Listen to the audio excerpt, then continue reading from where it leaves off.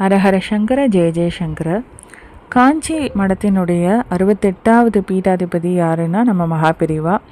அதே மாதிரி 58வது பீடாதிபதி யாருன்னா ஸ்ரீ ஆத்ம போதேந்திர சுவாமிகள். அவருடைய அதிஷ்டானம் விழுப்புரம் பக்கத்தில் இருக்குது. அதை தான் இப்போ நீங்கள் பார்த்துட்டுருக்கீள். இந்த அதிஷ்டானத்தை பற்றின ஒரு சுவாரஸ்யமான தகவலோட இந்த பதிவை நான் உங்களோட ஷேர் பண்ணிக்கிறேன். இது எங்கே இருக்குது, என்ன டீட்டெயில்ஸுங்கிறதெல்லாம் நான் சொல்கிறேன். இது எப்படி கண்டுபிடிச்சோம் அப்படின்ட்டு ஒரு இது பார்த்திங்கன்னா, மகாபெரிவா அவர்கள் 1926ஆம் ஆண்டு இந்த மாதிரி விழுப்புரம் பக்கத்தில் ஒரு பயணம் மேற்கொள்ளும் போது இந்த கிராமத்துக்கு ஏதோ ஒரு உந்து சக்தினாலேயோ ஒரு மனசில் ஏதோ தோணிருக்கு. அதனால் இந்த சைடு கிராமத்துக்கு வரப்போ அவர் பக்கத்தில் நிறைய கிராமவாசிகள்கிட்ட கேட்குறாரு, இங்கே ஒரு துறவி இருந்தாரே, அவருடைய சமாதி எங்கே இருக்குது அப்படின்னு கேட்குறார். அந்த மாதிரி எதுவும் இல்லை, நிறைய பேர் சொல்லிடுறாங்க. ஆனால் ஒரு முதியவர் மட்டும், ஆமாம், இங்கே ஒரு துறவி இருந்து இங்கேயே மறைந்து போனார், அவருக்கு சமாதி இங்கே இருக்குது. ஆனால் 2-3 வருஷம் நிறையா இதெல்லாம் நடந்தது அவரோட சமாதிக்கு, ஆனால் அதுக்கப்புறம் ஒன்றும் இல்லை அப்படின்னு சொல்கிறா.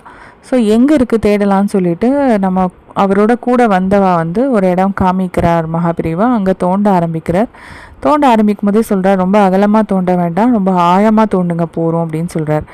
ஸோ அப்படி தோண்ட ஆரம்பிக்கும் போது பக்கத்தில் இருந்த ஒரு அன்பர், ஒரு பக்தர் அவருக்கு திடீர்னு மனசில் ஏதோ தோன்றது போதும், நிறுத்துங்கன்னு கூச்சலிட்டு அப்படியே மயக்கம் ஆகிடுறார்.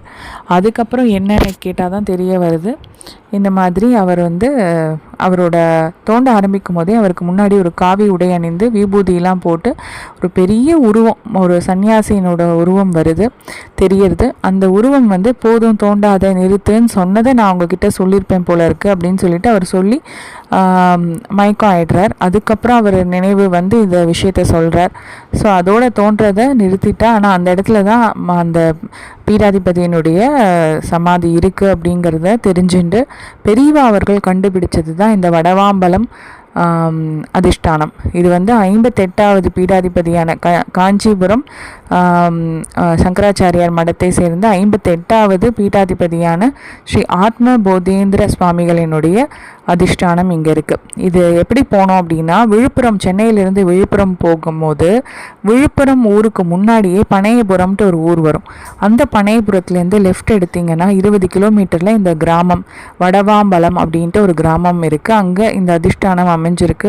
ரொம்ப அழகான இடம், ரொம்ப அமைதியான இடம், பார்க்கவே ரொம்ப நல்லாயிருக்கு. ரொம்ப என்ன சொல்கிறது, ஒரு ஒரு சந்தோஷம், நிம்மதி எல்லாமே இந்த இடத்துக்கு வந்தால் கிடைக்கும் அப்படிங்கிற ஒரு நம்பிக்கை இருக்குது. நீங்களும் சான்ஸ் கிடைச்சதுன்னா விழுப்புரம் பக்கம் இந்த அதிஷ்டானத்துக்கு கண்டிப்பாக பாருங்கள். இந்த வடவாம்பலம் அதிஷ்டானத்தில் வருஷத்துக்கு 3 நாள் ரொம்ப விசேஷம்.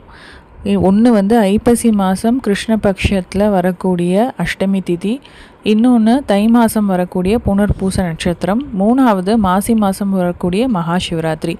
இந்த 3 நாளிலேயும் ஆராதனைகள் நடைபெற்று கொண்டு இப்போவும் வருகிறது. மகாபெரிவாளின் அருளும் சேர்ந்து இந்த காஞ்சி பீடாதிபதி 58வது பீடாதிபதியான ஸ்ரீ ஆத்ம போதேந்திர சுவாமிகளின் அருளும் அனைவருக்கும் கிடைக்கணும்னு நான் வேண்டிக்கிறேன். இந்த பதிவு பிடிச்சிருந்துன்னா உங்கள் நண்பர்களுடையும் இந்த பதிவை ஷேர் பண்ணிக்கோங்க. மேலும் இந்த மாதிரி ஆன்மீக விஷயங்களுக்காக இந்த சேனலை சப்ஸ்கிரைப் பண்ணி பாருங்கள். இன்னொரு பதிவில் உங்கள் அனைவரையும் சந்திக்கிறேன். நன்றி, வணக்கம். ஹரஹர சங்கர ஜெய ஜெயசங்கர.